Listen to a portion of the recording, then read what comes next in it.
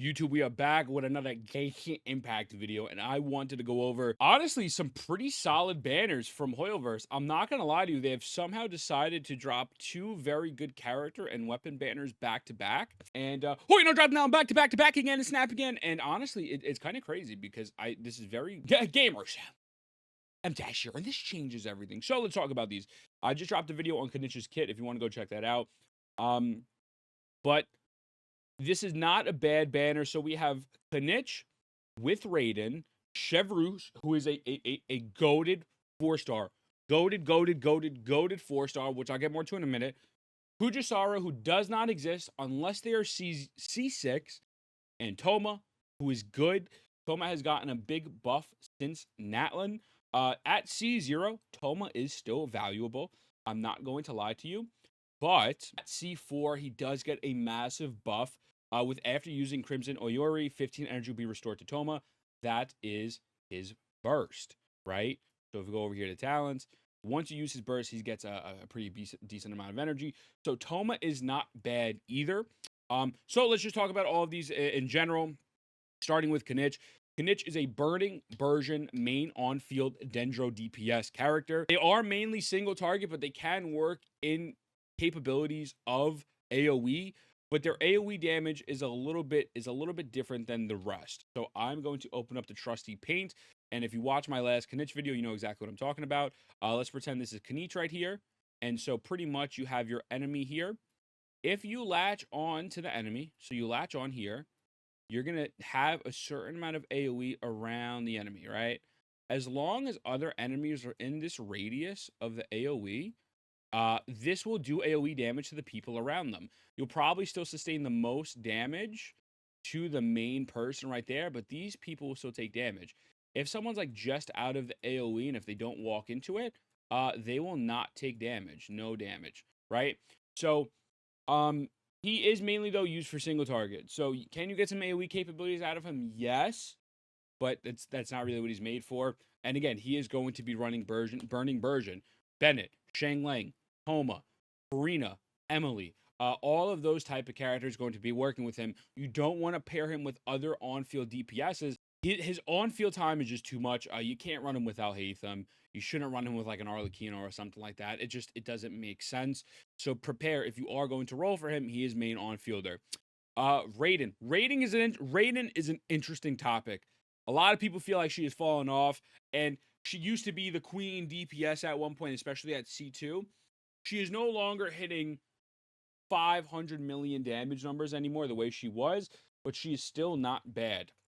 At C0, Raiden still has some pull value. Even if you wanted to run like a Raiden national team, or you put like Yalan here, whatever the case may be, this is still not a bad team. Anything national is going to work. The problem with Raiden is C0, again, is not bad, but C2 is such a massive increase that it's kind of ridiculous. So at C2, when you use her burst, and in the burst state, she ignores 60% of the enemy's defense. So she's pretty much just saying, yo, I'm going to beat your ass, and there's nothing you could do about it, and she absolutely slaps. So using her at C0 and then compared to the power creep you're going to get at C2, it's pretty big. So keep that in mind. If you really don't feel like wailing and you're like, I want an Electro DPS, I'm not going to lie to you. I would just probably say wait and hope Natlin drops a different one that's better. You know what I'm saying? She is very free-to-play friendly, though. So she can get the catch just simply by fishing in the game, and it gives her ER and increased burst damage and elemental burst crit by 12%. So she's good, but just understand that you are not going to be getting the full capabilities out of her at C0. C0, she's not what she used to be, pretty much. You could run her, instead of doing a main DPS, I'm missing an artifact, you could run her as an EM bot for Dendro, right? So you could just say, you know what, I want to kind of throw EM on her and we can run Dendro, whatever the case may be. Or this is where I think she genuinely excels the most. Cheveruse. So going to the 4 stars. Cheveruse is quite possibly one of the best 4 stars in the game. She actually makes the overload reaction worthwhile. Overload is when you take Pyro and Electro, you combine it, and you get big PP damage numbers. Cheveruse, buffs the fuck out of Overload. If you do not have Cheveruse, I'm not going to encourage you and tell you to pull on a banner just for a 4-star, because that is some toxic, degenerate behavior. But understand the capabilities of what she is doing. Even at C0, Cheveruse is still a absolute powerhouse. But once she gets to C6 is when it gets pretty much a little more crazy, right?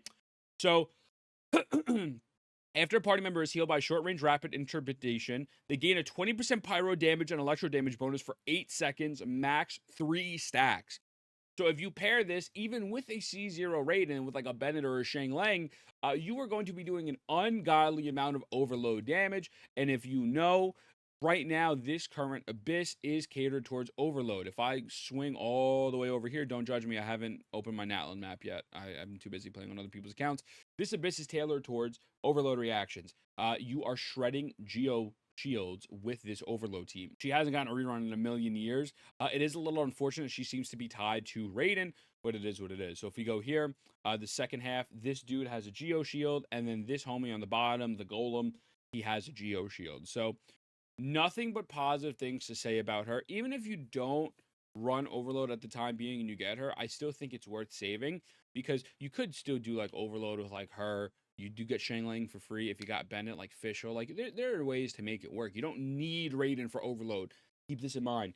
You do not need Raiden for overload. But when you pair these two together, they're great. Kuja Sara. If you do not get her S6, C6, whatever it is, don't build her. She is not a character. She's kind of like, what's his homegirl's name? This animal girl, for Zhao. I don't even remember her name because she's fucking useless.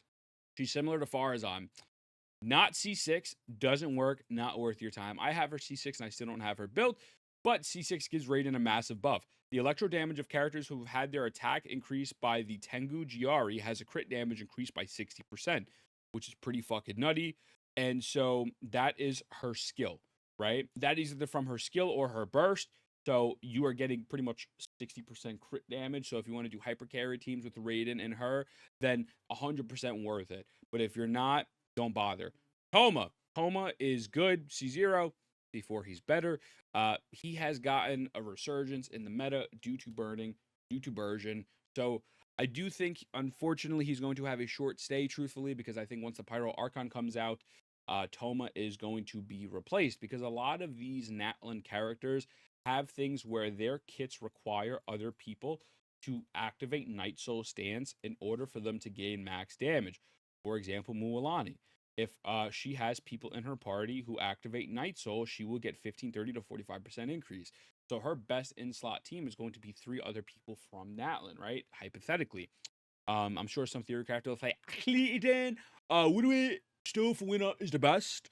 But, you know, the point is, so Toma is good. You can build him, but if you do plan on rolling the Pyro Archon, my assumption, this is no leaks, I don't like vegetables, most likely they will probably be a sub DPS in a similar sense that Farina is. So very solid character banners. Character banners, I cannot complain. Weapons. I'm just going to keep it a buck. This is a solid weapon banner, man. This is a solid weapon banner. So pretty much, just to go over Raiden's first, Engulfing Lightning is good. It is good. If you are not going for Raiden, I don't recommend going for it. It does give you a lot of VR, 55.1 compared to this 45.9, right? So it says attack increased by 28% of the energy recharge over the base 100%. You can gain a maximum of bonus 80% attack, gain 30% ER for 12 seconds after using Elemental Burst. Now, I've seen tons of people throw this on Shang Lang as well, instead of running the catch on Shang Lang. Again, I'm just going to be honest with you. You get the catch for free, although this is a pretty big upgrade. If you are not getting Raiden, I don't think Engulfing Lightning is worth it. Maybe they'll drop another polearm user who can use it. I mean, it's overall not a bad, polearm. It's not a bad weapon, but I don't think it's something that you should be prioritizing. Kinich's weapon. So Kinich's weapon is interesting. Gain 1 stack of Canopy. I'm going to make this a little bit bigger just so you guys could see. Kinich's weapon. Gain 1 stack of Canopy's favor after hitting an opponent with an elemental skill. This can be triggered every 0.5 seconds. After a nearby party member triggers a burning or Bursion reaction, the equipping character gains 3 stacks. This effect can be triggered every 2 seconds and can be triggered even when the triggering party member is off field. Canopy's favorite. Elemental skill and burst damage increased by 10% for 6, max 6 seconds. It's a pretty fucking big increase, and it's going to give you up to 11 crit rate. I don't know if that's accurate. I doubt it's going to only be 11 crit rate. But yeah, so pretty much this is very good for characters who do burning or burgeon reactions. Like, you could technically roll that weapon for like a Dia or your D-Luke, but I don't think I think it's one of those situations where I don't think it's as universal as, like, let's say something like Aqua Sim Lucara, where I would not recommend rolling for it if you are not going for Kinich. If you're not going for Kinich, I don't think it's worth your primos. If you want to use this on like a weird Dia build or crazy crack D-Luke build, like, that's fine. But keep in mind that it's really not needed. The 4 stars are what makes this banner stand out the most. Sacrificial Sword, Fav, Lance, right? Look at this. I mean, this is where I'm like, okay, if you don't have Sacrificial Sword, you need to get Sacrificial Sword, right? So Sacrificial Sword is after damaging an opponent with an elemental skill, the skill has an 80% chance to end its own cooldown. This is at R5. At R1, it's only a 40% chance, right? So you want to try to get Sacrificial Sword. Sacrificial Sword is pretty much one of the best swords in the game. Any sacrificial set is top tier, but you get the most use out of the sacrificial swords. Zincho uses it. You could throw that on Benny. You could throw it on Kazuha. You throw that on your Dendro Traveler. You could throw that on anyone who wants to get a skill cooldown as soon as possible. Sac is amazing. Fav is another top tier weapon that this weapon set is still goated. There is no downsides to Favonius weapons. It's an ER weapon. Crits have a 90% chance to generate a small amount of elemental particles, which will regenerate 6 energy for the character. It can only occur every 7.5 seconds. As long as you have a good crit split, you are going to be getting this pretty much every 7.5 seconds, unless if you use Tartaglia, you'll never crit. And so Favonius is another one of those weapons where it's like, okay, this is a solid 4-star that I cannot complain about. The next one, the Catalyst, being the Widsith, is not bad. So this is the Widsith. This is the R11. When the field takes, it's a crit damage. A lot of the time, Widsith is mainly used for sat sticks for Catalyst users. When you get it to R5 and level 80, it gives you 50. So I don't even have a level 90. Probably go to like 55 or something. But pretty much at R1, it says when the character takes the field, they will gain a random theme of song. This can only occur every 30 seconds. Attack is increased by 60%. Aria increases mental damage, and EM is increased by 240. So with this is good. Like, the passives are not bad by any stretch of the imaginations, but a lot of the time this is run mainly for a stat stick, right? So that is kind of here. Widsith is another solid weapon. Passive's good. Stat sticks are great. The next weapon, let's look at the bow. Sacrificial bow, same thing, brother. Same exact thing. ER, chance to stop your skill from having a million years of cooldown. That is not bad. Really nothing more to say there. And the last one is Rain Slasher. Rain Slasher. This is not bad either. It's an EM base claymore and increased damage of opponents affected by Hydro or Electro. This is not a bad weapon. This is a little bit more on the niche end. I wouldn't be upset if you got Rain Slasher, but I also wouldn't be jumping around doing fucking backflips. You know what I'm saying? It's kind of okay. But pretty much that's the banner. Great, good. I don't see as many people run Sacrificial Bow. It's still good. Rain Slasher is all right. These are solid options for their main people. You can get a little bit more engulfing for Shang Lang. And then Kinich, good single target dendro damage dealer if you like burning / Burgeon. Raiden is good if you get S6 her, if you want overload teams, if you're going C2, or if you just have a national team, I want to have a little bit of fun. And Bulbasaur. You cannot go wrong with Bulbasaur. That being said, let me know what you think. I love you. I'll see you in the next one. Mwah.